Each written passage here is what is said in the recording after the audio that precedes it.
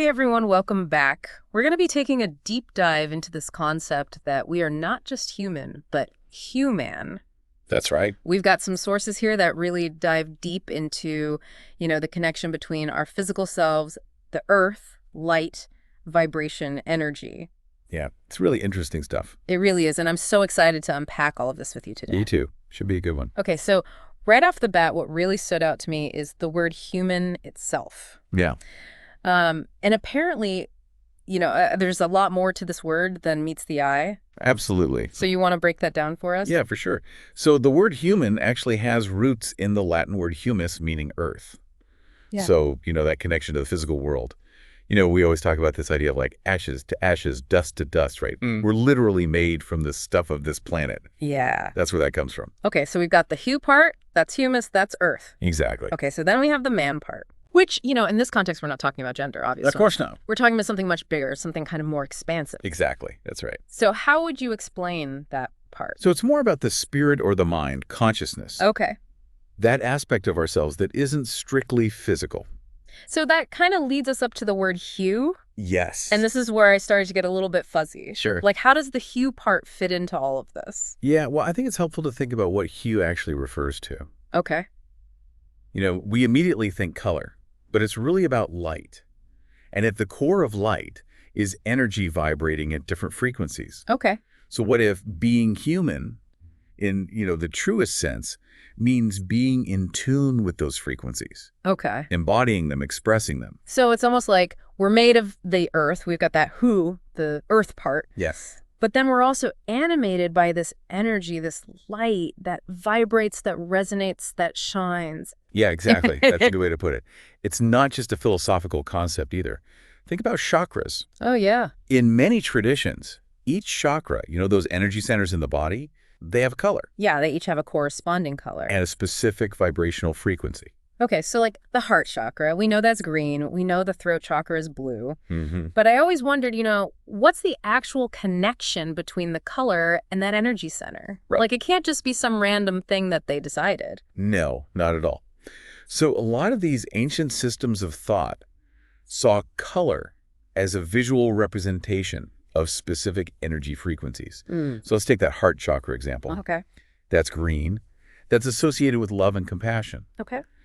Green frequency is thought to promote harmony and balance. Okay. So it's not just about the color that we see, it's about the energy that color represents. Wow, that's pretty powerful. So I guess what I'm hearing is that the colors we see, it's more than just visual. Yeah. It's like it has this energetic impact on us. Exactly. It's a language of energy. Okay. Our bodies and our minds respond to it, even if it's subconscious. Wow, that's really making me look at color in a whole new light, no pun intended. Right. So if color is vibration, where does that leave this whole idea of being fields of light? It is a metaphor, but it's a really powerful one. If we start to conceive of ourselves not as these solid beings, but as these complex energy systems interacting with the world through vibration and frequency, Okay. then color becomes a way to understand those interactions Okay. and even influence them. So if we're essentially vibrating beings, does that mean that our emotions, our thoughts, even our words, they Yes. must have their own unique frequencies, right? Absolutely. Okay, now that you mention it, think about how you feel when you experience different emotions. Have you ever noticed that some emotions feel lighter than others? Yes, of course. I think we all have. Like joy. I always feel like physically lighter, like I could float away, compared to like if I'm feeling angry, it's a much heavier feeling. Exactly. And that's because different emotions vibrate at different frequencies. Okay. So love, joy, gratitude, those tend to be higher frequencies. Okay. While, fear, anger, sadness, those vibrate at lower frequencies. So it's almost like our whole being is shifting depending on what frequency we're tuned into at any given moment. Exactly. Okay. So that's kind of blowing my mind. Yeah. Because it makes me think about like how much power we actually have to affect our own energy. And the energy of the world around us. Because here's where it gets even more interesting. If everything is vibration, that means we're not just receiving these frequencies. Okay. We're also transmitting them. Oh, wow. So the frequencies that we emit based on our thoughts, our feelings, our words, that's having an impact on the world around us too. Yeah. Just imagine dropping a pebble into a pond. Oh. Right. The ripples, they spread outward. They affect everything they touch. Our energy is kind of like that. It doesn't stay contained within us. Oh, It wow. interacts with the world. So this whole idea of being human, it's not just about, personal growth or self-discovery. It's Yeah. like understanding how interconnected we are with everything around us. Exactly. Every thought, every feeling, every action has a ripple effect that extends way beyond ourselves. Wow. That's a lot to take in. I think we need to pause here. Let that sink in for a minute. Yes, Yeah. definitely. Take a moment and just reflect on what this means for your individual journey as a human. Yeah. What does that look like for you? That's a great question. All right, my mind is officially blown. So, we're all these vibrating beings, constantly emitting frequencies. What does that mean for our individual journey? How do we kind of wrap our heads around it all? Yeah, that's a great question. One of the sources we looked at had a really interesting analogy that I think could be helpful. They talked about a prism. Okay, I'm intrigued. Tell me more about this prism analogy. So imagine like pure white light, Hmm. okay, that represents like our pure potential, our source consciousness. Okay. And now picture that light passing through a prism. Okay, and the prism, it splits that white light into all the colors of the rainbow, right? Exactly. And the prism in this analogy, it's like our physical body, our experience in this world. Okay. And all those colors that emerge on the other side of the prism, Yeah. those are like our unique HUE-MAN expressions. So it's like the word human itself is kind of hinting at this deeper truth, that we're not just like flesh and bone. Right. We're actually these beings of light that are being filtered, so to speak, through this earthly experience. Yeah. I love that. It's like we're being refracted through the prism of life. Okay, so like with a real prism, the way the light is refracted, the colors that show up depend on like the angle of the prism, right? Exactly. So are you saying that our experiences, the challenges that we go through, our relationships, they all act like prisms that are shaping how our inner light is expressed? Yeah. Think of every interaction, every situation that we encounter, it's like another prism that we're moving through. And it's revealing different facets of ourselves, different hues that maybe we didn't even know were there. I like that. It's like every experience is an opportunity to uncover a new color within ourselves. Mm-hmm. So the light passes through the prism, we get all these colors. But then what happens when that light exits the prism? That's the big question. Right. That's what people have been pondering for a long time. A lot of spiritual traditions suggest that the prism of our physical existence isn't actually the end of the journey. Okay. They say there are other planes of existence, other realms of being that correspond to different frequencies of energy and awareness. Okay, so you're talking about like the spiritual traditions that describe ascending to higher planes of consciousness. Yes, exactly. It's like layers of reality, Yeah. each plane vibrating at its own unique frequency. Okay. And, we're here on the physical plane. That's our starting point. That's where we experience the world through our senses. Okay, so as we evolve, as our consciousness expands, we're essentially moving into realms where the limitations of the physical world start to fade away. Yeah. It's kind of mind-blowing to think about, right? Yeah. Because down here on the physical plane, we experience duality, separation, Yeah. the illusion of solidity. We think of everything as so separate. Exactly. But then, on these higher planes, all those limitations start to dissolve. And we begin to perceive the interconnectedness of everything. Okay. We start to experience the flow of energy that unites us all. Wow. So if we're essentially beings of light and these higher planes exist, does that mean that we like eventually transcend our physical forms altogether? A lot of these traditions believe that ultimately, yes, that's where our journey leads us, back to our source, Okay. back to a state of pure consciousness, pure light. So it's a homecoming. Yeah, in a way. Yeah. But even though, that might be the ultimate goal, I think the journey itself is equally important. Each plane of existence offers its own unique lessons, its own opportunities for growth. Yeah, that makes sense. So how does all this apply to us here and now? I mean, what does it mean to embrace our human selves in everyday life? You are light at your core. I think that's the most important thing to remember. All your experiences, your thoughts, your emotions, they are all expressions of that light, refracting through this prism of your human experience. So it's not about trying to become something that we're not. It's about remembering who we truly are, these beings of light and energy. Exactly. Expressing ourselves through this whole spectrum of frequencies. Yeah. And every frequency, every hue, every color, it has its own value, its own purpose. It's all part of this grand tapestry of existence. That's beautiful. But it also makes me wonder if each color, each frequency has its own meaning. Is there any way for us to kind of figure out what our dominant hues are, what frequencies we're naturally aligned with?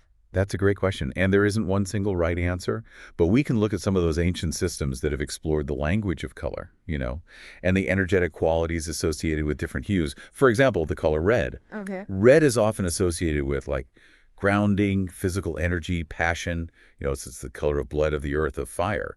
Yeah, that makes sense. What about orange? Orange, it's all about creativity, joy, zest for life. Yeah. The color of sunshine, of warmth, of playfulness.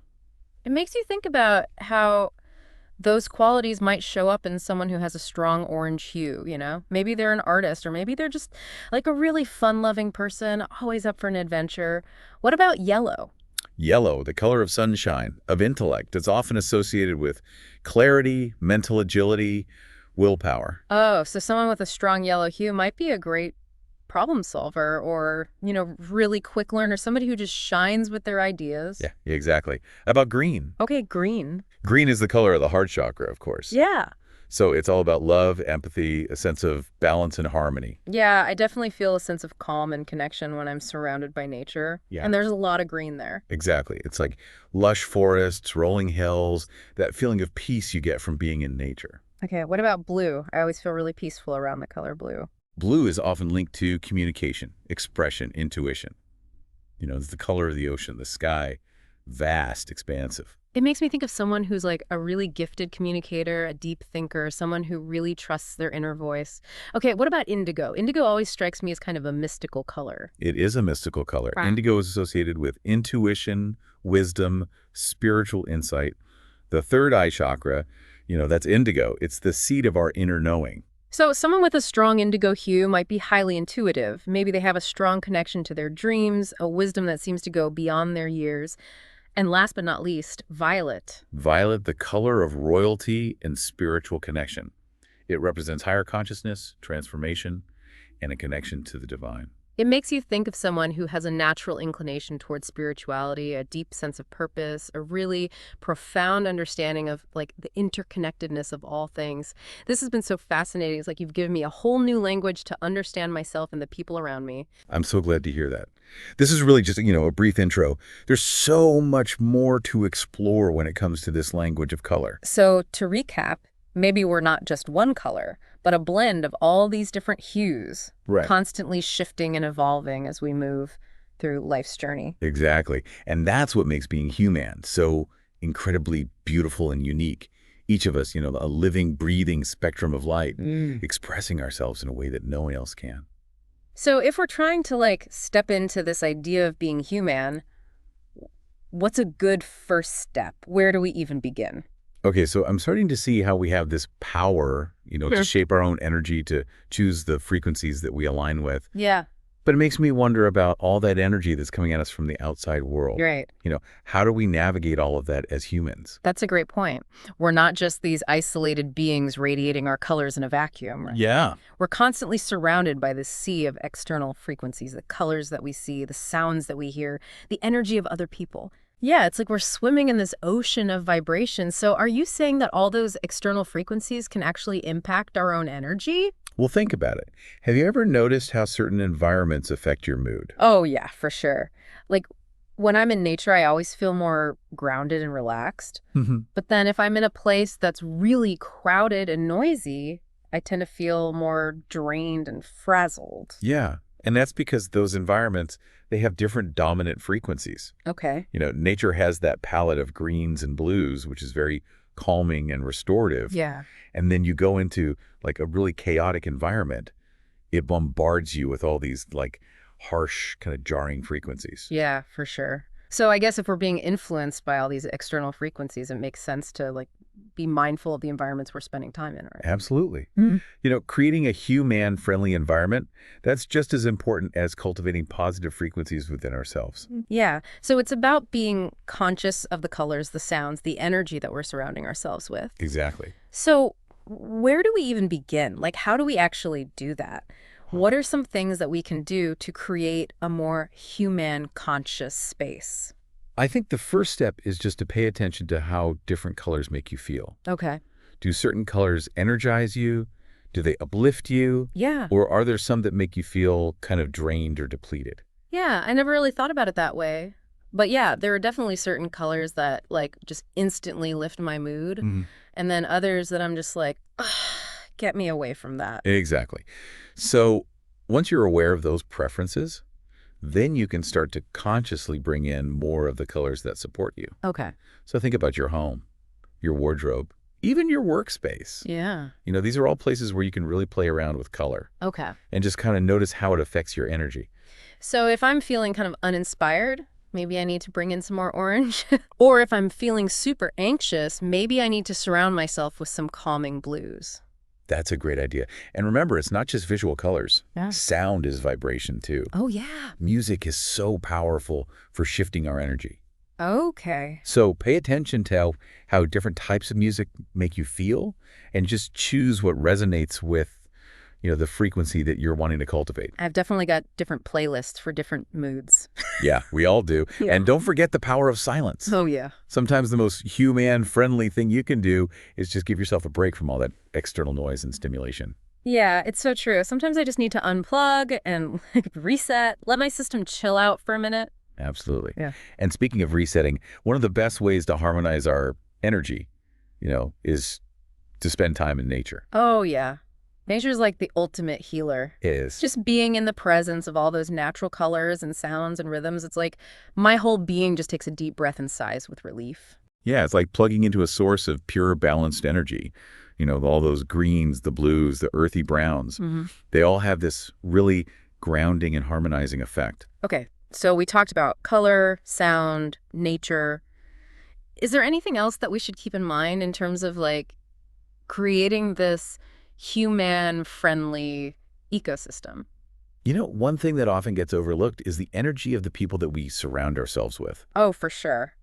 I've totally had the experience of like walking away from certain people feeling really energized and inspired, and then others where I'm just like completely drained. Yeah, that's because people, just like colors and sounds, we all emit frequencies. Okay. And those frequencies can either harmonize with our own or create a sense of dissonance. So it's not just about choosing the right colors and sounds, it's also about being mindful of the company that we keep. Exactly. Surround yourself with people who uplift you, who inspire you, who support you on your journey. Yeah. And remember, you also have the power to be that kind of positive force for others. Yeah, that's such a good reminder. It's not just about absorbing all this good energy, it's also about radiating it outward and like contributing to the overall harmony of the world. Yes. Right. It all comes back to that interconnectedness that we've been talking about. We're all part of this vast web of energy. Every thought, every feeling, every action that we take, it's all contributing to this overall vibration. So it's like we're each like a unique instrument in this cosmic orchestra. I love that analogy. And when we tune ourselves to the right frequencies, we create this beautiful symphony of light and sound Yeah. that resonates throughout the entire universe. Beautiful. Wow. This has been such an incredible deep dive. I feel like I've gained a whole new understanding of what it means to be human. I'm so glad to hear that. And remember, you are a radiant being of light. You're a unique expression of this universe. Thank you so much for sharing your insights. Of course, it was my pleasure. And to all of you listening out there, we encourage you to keep exploring your own hues. Absolutely. Play around with the frequencies that resonate with you, and let's create a world that vibrates with love and joy and harmony. Yes. Until next time, keep shining bright. We'll see you soon.